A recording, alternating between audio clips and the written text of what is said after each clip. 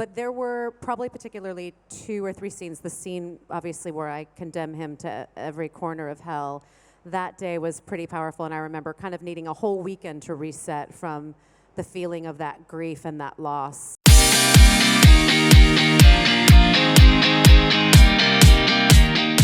Please welcome to the stage, Chris, Sonny, Danielle, and Alastair. You're going to Birmingham. All right. Hello. Thank you. Thank you very much. We love it. Thank you very much. They're very excited now. I know the 3 of you were in London the other year, and Chris, the last time you were at MCM, I think it was Manchester. I think it was. It's been a long while. It's been a minute, yeah. But also to have yous all together. What has the con experience been like? The 4 of yous together, meeting the fans here in Birmingham. It's been a blast. Thank you. We're the core 4, as I like to call us. And I like to use a British accent when I'm here. I'm so sorry in advance. Oh dear. You'll never mock my accent. It's impossible. It's not. I just want to be you, darling. That's all. I don't talk like that. I'm rough. I'm a Geordie. A Geordie. Wait, what the hell you just say? Exactly. Well, let's try this. If you want to say a Geordie phrase, it's "Why aye, man." Why aye, man? Hey, that was Okay. pretty That good. sounded a little like Look Jamaican, at though. that. Hey, man. I'm a voice actor. What do you? Yeah, man, I'm gunning down the tune. Yeah, you're going down the tube. You understood that? Yeah, so did I. No, you didn't. You did not Yes, understand man, that. I'm going downtown. Exactly that. Oh, I thought you said That cube. was, I'm going downtown? It means you're going drinking. I'm gunning down the tune. Wait, what is it? Of course it does. Gunning down the tune. Stunning down the tune. I could. I'm mishear. I could so be mis. half-assed. It was like, oh. But how huh? Newcastle's famous for drinking, that's why we say that. But anyway, enough of my accent. How's your weekend been interacting with the fans and getting to speak to them? It's been amazing. We love meeting the individuals who just love this game almost as much as we do and have impacted your lives the way it's impacted ours. So we couldn't ask for anything more. It's just very rare to have the opportunity to actually meet you and to say thank you for all of your just wild support and just how thankful we are for you. And I think we're more thankful for you guys for helping make these amazing games in DLC, which we'll talk about. So what I'd like to do is go back to the very beginning. And has anyone watched Raising Kratos on YouTube?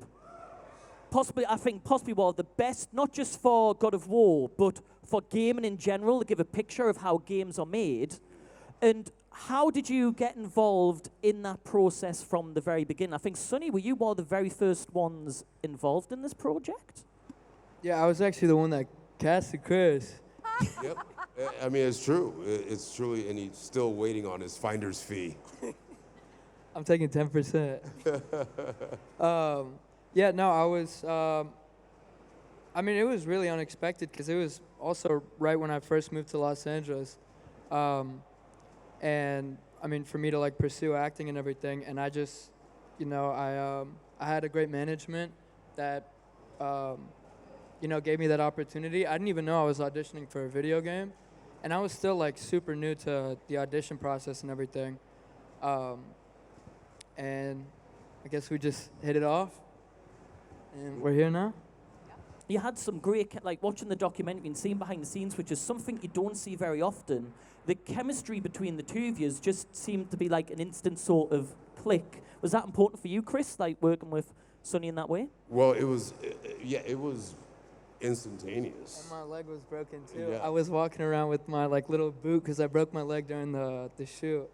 Yeah. I mean, from the second that we did the chemistry test, it was just so natural. Like it wasn't like we had to work to find it. It was just there, and it's I'm still thankful. So yeah, I'm just incredibly lucky. And it seemed it works well. What was it like for you guys? How did you get involved in this process from the beginning? Danielle, if you... I, too, had no idea that I was auditioning for a video game. I get asked this question a lot, and so, our managers or agents get us these auditions. It was for an interactive game. I knew that video games had advanced since Ms. Pac-Man, but I was still stuck in Mario 1.0 and Ms. Pac-Man, and so I didn't really understand the scope and how awe-inspiring these games were. And so they said, oh, it's like mocap suit, kind of like what they do in Avatar or Gollum in Lord of the Rings. I'm like, yeah, I'm a total nerd. I can totally get into that. And then, just gave it my all. It was a great speech. I just pretended like I was auditioning for Khaleesi, Mother of Dragons, or like Lady Stark, and I was like, I can do this. I'm a Shakespearean actress from the theater. Chris loves it. He loves it when I mention the theater. But that's what it felt like. And I guess Corey knew within the first few seconds. In fact, I kind of looked like some of the original renderings that they already had imagined for Freya, so I was just lucky to already emulate what she looked like. And then, of course, book the part, have no idea what game I'm in, no idea. And I sit down at the table, read, and I say this all the time. I've got Alastair's amazing Scottish brogue, and I've got Chris Judge's booming voice. Of course, I knew him as Teal'c, and then this cute little nugget. And I'm like, they're gonna fire me because I had no idea. I'd never done voiceover, never did a video game, and I didn't even realize I was Freya until they're like, oh yeah, God of War. Corey was like, that's the game you're in.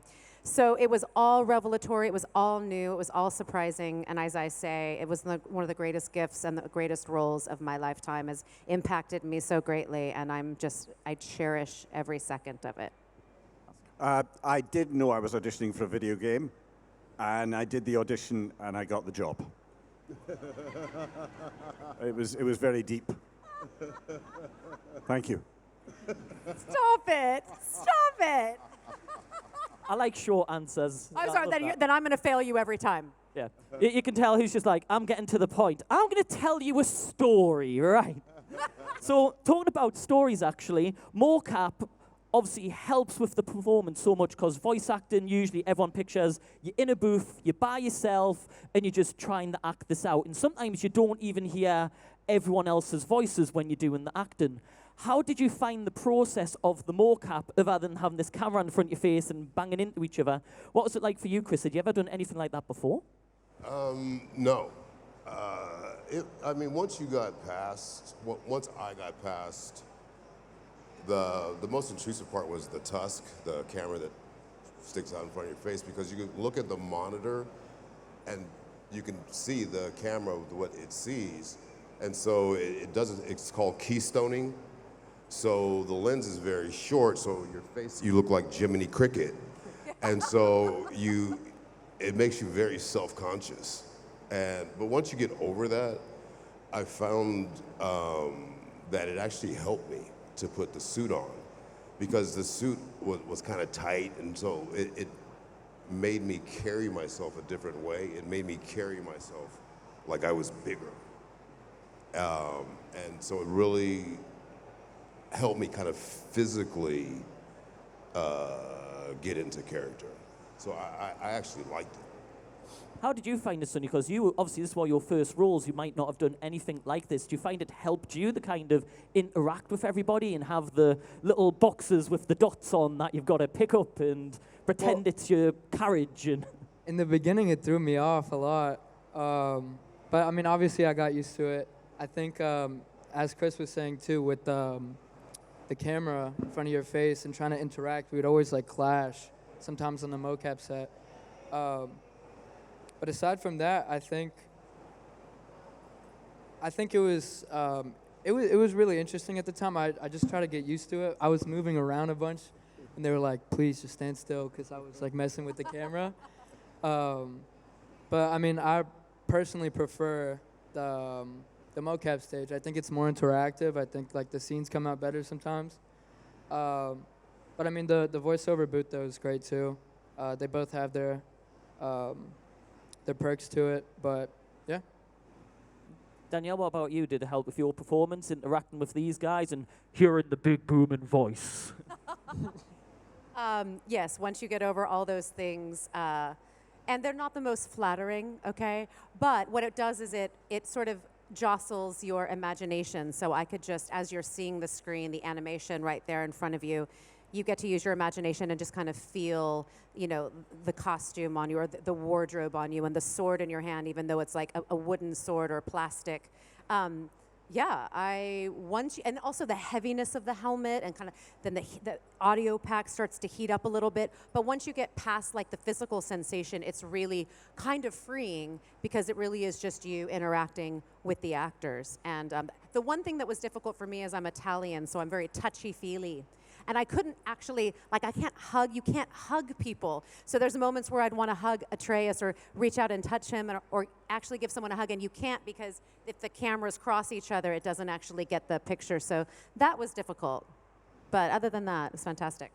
I suppose for the mocap for you, did they just tie you to Chris's side? Yeah, no, and you used to have to like yeah. hang there, like just jostle your head like you're on Chris's side there. There we go. Yeah, It wasn't my side, it was my ass. Well, I was on his ass the entire time, which I'm not. I shouldn't say that. Yeah. I had exactly. Like my experience was standing off to the side and watching them all act. Spoiler alert: has everybody played the DLC? Okay, good for you.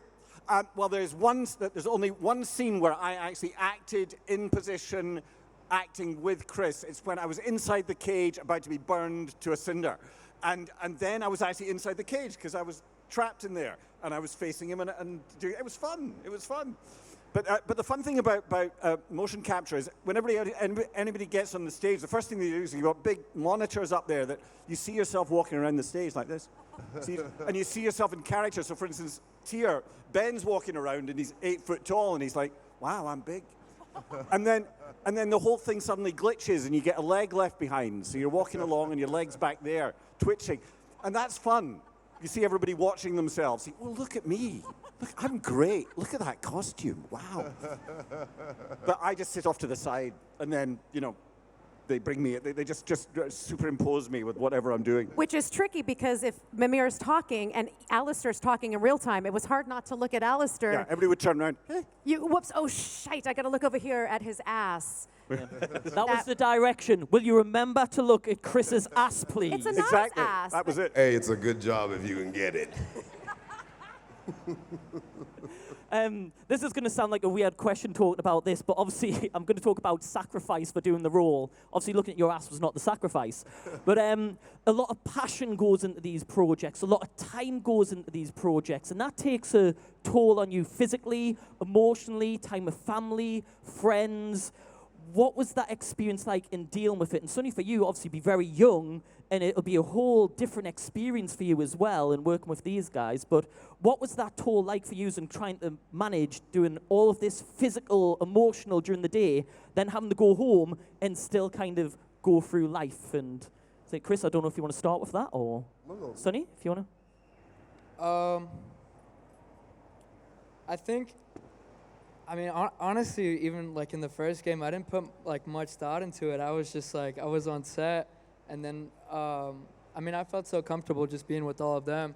So I think that we were all kind of learning together.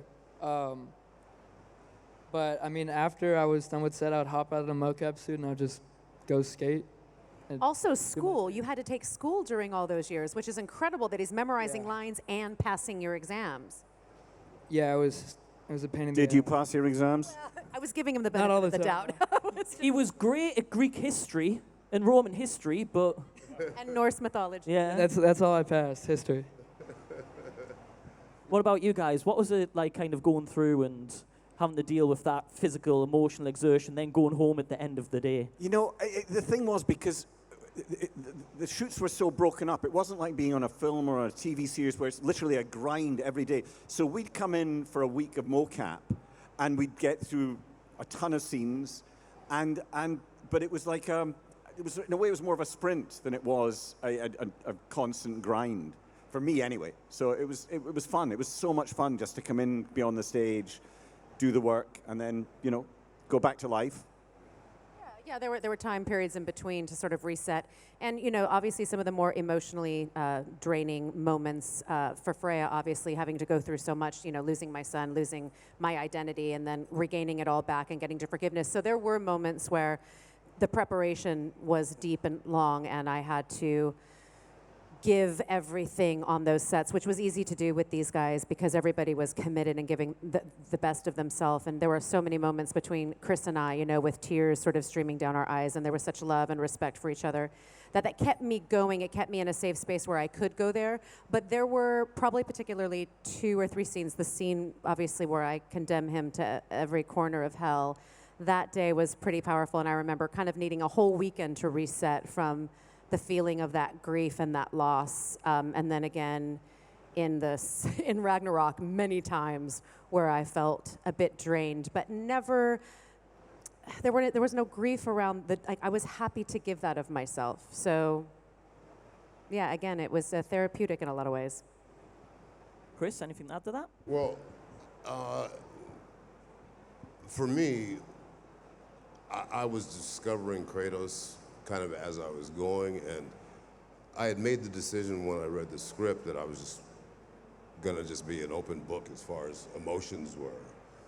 And when we work, I stay in a hotel, so I have to deal with the traffic and all that. And so the days for me with Kratos didn't end when we left set, because they were just so a part of my true emotional life that, you know, I'd go back to the hotel and, you know, it would still be on me. And so it worked out better that I was in the hotel and not with my wife and kids, because I wouldn't have wanted to bring that kind of emotional distress home. So I pretty much wore Kratos Monday to Friday. And then when I would drive home, I would try to get myself out of it for the weekend. So, you know, it was very much the first game. I just lived with him 24/7. So. Yeah. And it is a very in-depth character as well. I'm going to ask one more question, then we'll do something a little bit fun, because we've been talking about the story as well. And years ago, games would be like, the story doesn't matter. People just want to play the game. The story is kind of one of those kind of things put to the side. But God of War really gave your characters development, backstory, the little conversations when, like, I know, like, you have the big scenes, but just when your characters are walking around and telling the stories, like, every time Emiya's trying to say something, Kratos like, be quiet. Like those little scenes are amazing. Did you like doing these roles because of the story development for your characters? Alastair, I don't know if I'm going to start. Totally. I mean, for me, it was just a joy. Like when they presented me with the stories in the boat, and I was like, this has never happened in the history of my career, of actually being able to tell a story, and then having people say when the game came out that they would actually stop and listen to the stories, not just bang on straight into the next battle, that they enjoyed them so much that they wanted to listen. That was the biggest compliment that I think me as an actor, and also the writing and all of the story. Was it why it was a joy to play the game? Yes, it was one of the to make the game. Yes, it was one of the reasons. The actual narrative, I think, is why the game works, because it has a real story. It has a story that people are interested in. They want the characters to get to the end, to get through it all.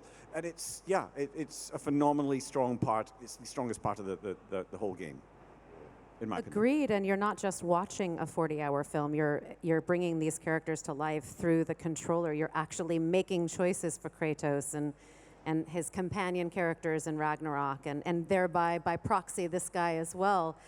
So I think there's a real bond that happens, and you know, when they took that risk and gave this unrelenting God of War a son and showed vulnerability, which was brilliantly portrayed by Chris, I think it's what adhered and endeared these characters to. And we hear that all the time at our tables, you know, yes, the gameplay is incredible, Norse mythology, all the monsters, and, you know, the Leviathan, like as a boomerang, and all that stuff is so cool, but it's really, I think, why the impact was because of the journey these characters took, the depths to which they were forced to go, and who they came out on the other side to be better. What an incredible thing to pass on generation to generation, and a great marker for all of us to live by, to choose to be better in our lives. So I don't know if I answered your question, but I just... No, I think that was a really good answer. Sonny, anything to add about the story? Well, I think the process is cool just because I mean, it's kind of like an interactive movie. You know, you get to connect with each character, and sometimes I like watch horror movies and I'm like, oh, go through that door, oh, go through that. So I feel like you have more control of kind of directing the characters and seeing like the plot unfold. So yeah, which I enjoy thoroughly. Well, one of the reasons that I was so dead set on doing a video game was because all my kids played video games. I played video games. And so the only dialogue was to like get you to the next boss fight. And I just never had any interest in doing that. And nor do I have the capacity for it to be able to just come up with realistic sounding stuff kind of out of nowhere. But when I read the script, I mean, it just boiled down so simply to the desire to love and be loved. And that at the crux of it is what God of War is about, you know, and that so resonated with me, and just the beautiful kind of tapestry that singular thought is kind of wrapped into was, it just grabbed me, and it really made me make, because honestly, I had waited to play Kratos my entire career. As an actor, you always bitch about the material. And for the first time, I really got material that was like, well, here it is. Yeah. Now it's up to you. So if this is shit, it's because of me not being willing to honestly portray this guy who's going through the same shit you're going through, you know? And I think it's a decision we kind of all made to just throw it all out there. And I think it's fair to say, and everyone will agree, they did justice to the characters, didn't they? Yeah. These are absolutely amazing. Now, that feels like we've had a very, very serious conversation, so I thought we could do something a little bit fun before we go to fan questions. All right. So, me having no life, I was thinking, what games can we play? So I came up with an idea of a game called, and I've made a very terrible graphic, I apologize, called Mod of War. And what I have done is I have got some quotes from the game, and you have to guess if it is a God of War quote or if it's been a Mod of War quote, and I've changed it. Now, I don't have my stuff, and I usually have, where's my companions? Boy, bring me my stuff! Boy. Let's see if this works. Because usually when you ask for... Whoa! Hey! There we go. So we have some whiteboards for you guys there, and I'll give you a little pen. And you guys are going to guess if it is a modified quote. There's a pen there. I didn't understand any of the... So our cosplayers are going to read a quote from the game, and you need to guess if it is modified or a real quote. So is it really from the game, so God, or have I changed it, mod? All right. Okay, so can we have our first quote, please, Freya? Yes. Oh, it is on. Hello. Gosh, sorry. Right, so my first one is, Atreus says, if we can't bring him back to life, can I keep the head? Kratos, no, but you may feed it to the fish. Is that a real quote from the game? So Atreus asks, can you keep the head? And Kratos says, you can feed it to the fish instead. Is that God or mod? Tell us when. Okay, let's reveal your answers. Mod, mod, mod. Can you tell us the answer, please, Freya? It's real. It's God of War. What? He says fish? Really? That's what threw me was fish. Yeah, that's a real quote. That was like that going, perfect, that's going to get them. Oh my. Okay, right, do we get the idea of the game now? Right, boy, quote number 2. So, quote number 2, Atreus says, Sindri, have you met Mimir? Sindri says, if you mean the head that is yapping at me, I'd rather you kept it away. There is no way that can be sanitary. Mimir replies, nice to see you again too, Sindri. Is that God or mod? All ready? Sonny's thinking. I don't remember. God or mod? You only have to write 3 letters. You can do this. Okay, 3, 2, 1. We have God, God, God, no. and a mod. What is the correct answer? Well, it's mod. That is modified. The real quote is very similar, but he doesn't say yapping. It's like he's annoying him, basically. So very similar. Should we do 2 more? Very quick? Yeah? Right, let's do our next one. Freya. Right, so I have Freya says, I suppose this is the point I forgive you, or I stab you. Kratos, have you decided? Freya, I feel like stabbing you. Is that a mod, or is it a god? I'm gonna finally get one. You think? Yeah. Okay, well, I hope you do, because if it's your line and it's wrong. Okay, 3, 2, 1. We have 2 gods, we have mods. What is the answer? It is mod of war, it's fake. It is a mod. It I was have kill you, not stab you, darling. It is correct. Well I done. cheated. I just watched her write hers. Yeah. Cheat. Go for it. Cheetah. And finally, boy. Quote 4. Fittingly, we have a Kratos and Mimir quote. Kratos says, yes, boy, take it. We may need to butter bread somewhere on our travels. Mimir replies, this is why no one likes you. God or mod? So he's talking about butter and bread, and why Mimir says no one likes Kratos.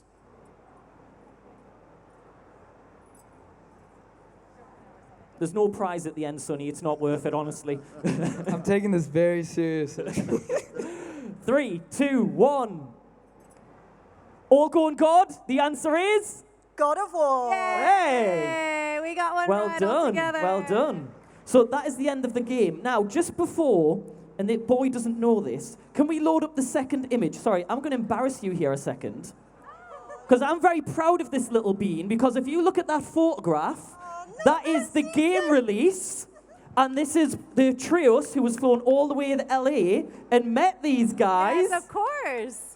It's Abby. Shaved head for that one, but I just want the embarrassment. But first of all, how amazing are our cosplayers from God of War? Thank you so much, guys, for taking part. Thank you so I will see you guys later. Now, Thank if we you, have guys. fan questions, would you like to line up over here, please? And we'll go through a few fan questions. Thank you so much for playing that, guys. I just thought it's a nice little break. That was fun. Now, I do have to say a few things before we do the fan questions. Number 1, we have 4 guests from God of War, so please keep the questions to God of War so all of them can be involved. And number 2, we don't need life stories. All of us have been affected by this game. That's why we're sat here. So can we keep it to names and questions so we can get through as many people? Can we do that, people in the queue? Yes. Excellent. Right. Name and question, please. Hey there, my name is Stephen. What was the most memorable moment when you were doing the mocap sessions? Mine definitely was that first cursing him, holding dead Balder in my arms, Jeremy Davies in my arms, and the power of that moment, everybody with tears in their eyes. It just gutted all of us, and I felt for the first time this synergy and family energy, and that stayed with me. Probably my most memorable scene on the mocap stage. It's hard to pick, honestly, because there were so many good times. But probably the most emotional scene for me too was the Fenrir scene, just because I related to that scene so much, especially because my dog passed away prior to me shooting that scene. So I definitely related to that scene a lot, which has left a mark on me. But it was also very refreshing though too to kind of grieve and use that emotional energy into the game where everyone else can feel it too. So a couple of other things.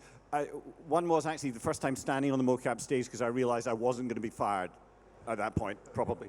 I'd got a good chance of getting through it. And the second one was actually the first scene, but I'm about to get my head chopped off. And then basically all of the truly powerful emotional scenes, deaths, Brock's death and Cindy's reaction to it, Boulder, all of the stuff with Chris, like just being there and actually watching everybody do fantastic work. So, I mean, it's just chock full of best moments. I think for me, probably retrieving the Blades of Chaos, because for me, it was one of the first scenes we did, if not the first. It kind of set that Corey, Matt, everybody, there weren't going to be any restrictions on how far Kratos could go emotionally. Like, I didn't have to stay in a box and not show any emotion or anything, you know, let it fly. And then, probably just for me as a person, it was probably when Kratos sees the triptych of where he's actually accepted and loved. Because he never saw that being his future. And it's like sitting up here and with all you people who love what we're doing, I never saw that for myself. I never saw when I was younger anybody actually loving me. So that for me, it was, you know, the first take we did, I just absolutely lost it. You know, I couldn't stop crying for like 20 minutes. And Eric, God bless him, I love him. It's like, that's great. Now give us something we can actually use, you know? And so, but he knew, he and Matt and Rich and everyone knew how that would affect me, because the writers, and it wasn't manipulative in any way, they always talked to us, and they found out about us as people, and they found out kind of what makes us tick and what makes us, so a lot of this stuff that was incorporated into characters' beats were real stuff that we've dealt with or gone through. And so I mean, I've been very honest now about all through my life, I never thought I was worthy of being loved. And that was the same journey that Kratos was on. So that for me was the kind of... Awesome answer. Thank you, guys. And thank you for the question. Yeah. Thank you. And I don't know about you guys, did anyone else cheer when you got the blades in the game as well? I was like, yes. Yes. Spartan there, name and question. Hi, I'm Connor, and my question is, if your characters from God of War fought Master Chief from Halo, who would win? no idea. Don't know anything about Master Chief Halo. Actually, I don't know.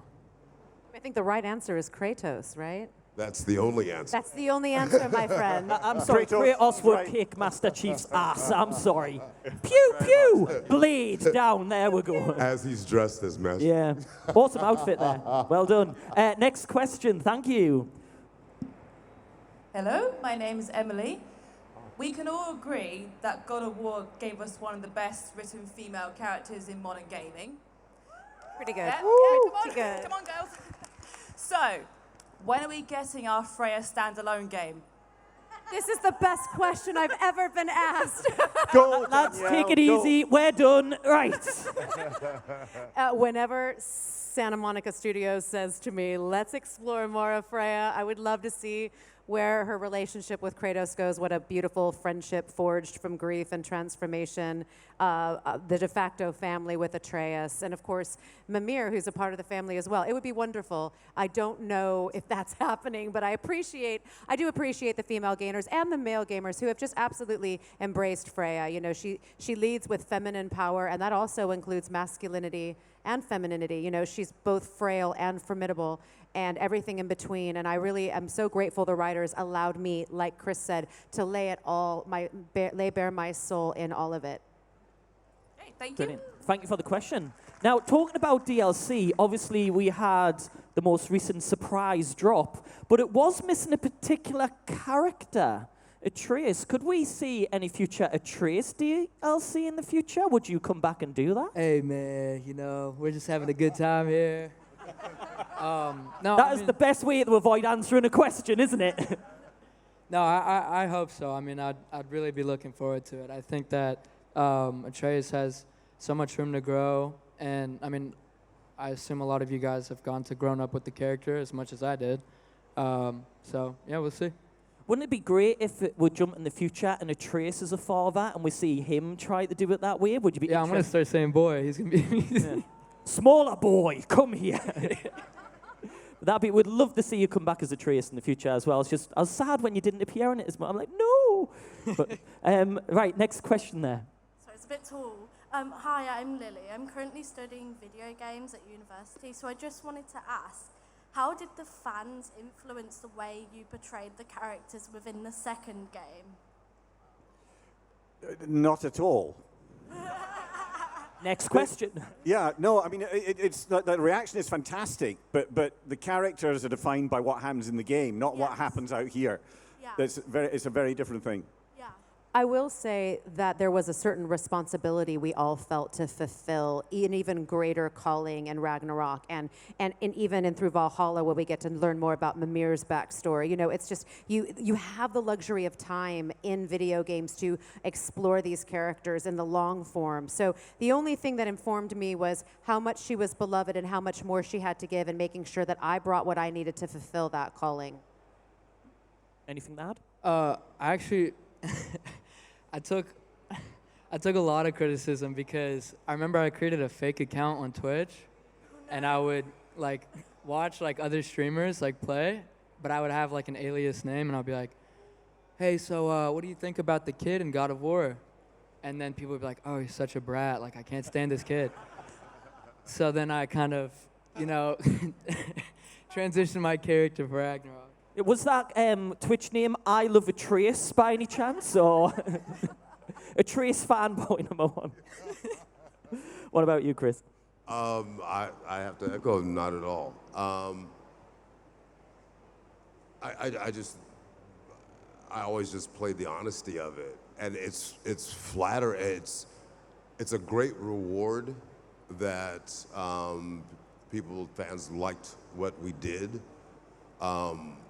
But it would be disingenuous to the character if I just didn't play it honestly and deviated from that in any way. So while this is like the greatest thing ever, because you want in your heart of hearts for fans to like what you do, but that never enters my mind when I'm doing it.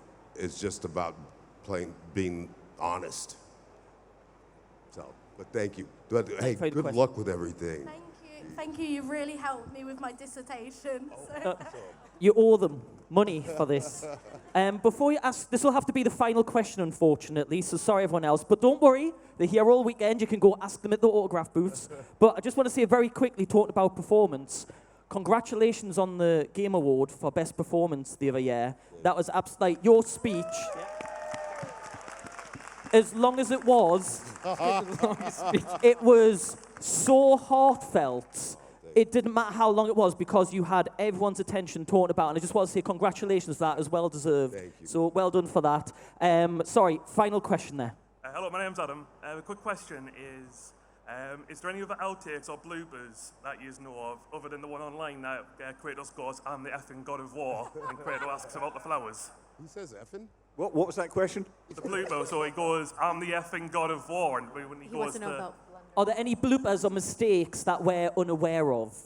Oh, Oh, boy. You've opened Pandora's box, darling. Yeah. God, I wish they would do. There would be hours and Hours. hours and hours. It's literally, of, yeah. well, because we have to get everything in one take. So I got to say this because we all love him, Robert. Robert, I was going to say, God. oh, fantastic. We would have these 6-7 page scenes, and Robert would have the last line. Always the last line. And mess it up. And oh God, oh, Jesus, I don't.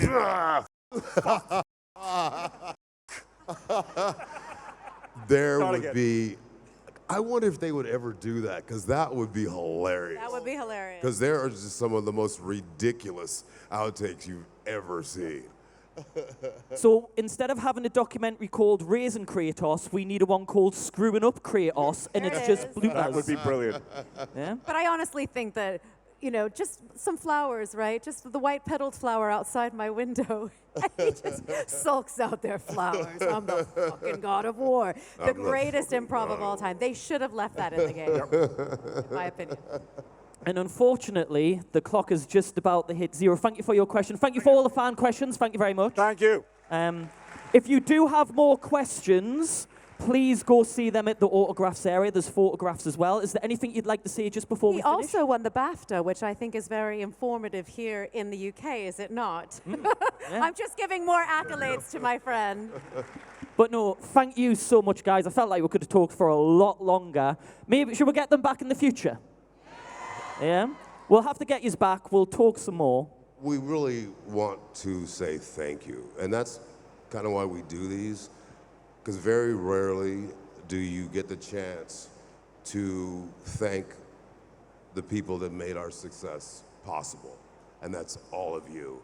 And really, it's heartfelt, and it's we so appreciate you. We love you, and we all hope this ain't the end. Yeah, I agree. Thank you. Thank you. Thank you so much. We love you. Ladies and gentlemen, your God of War cast!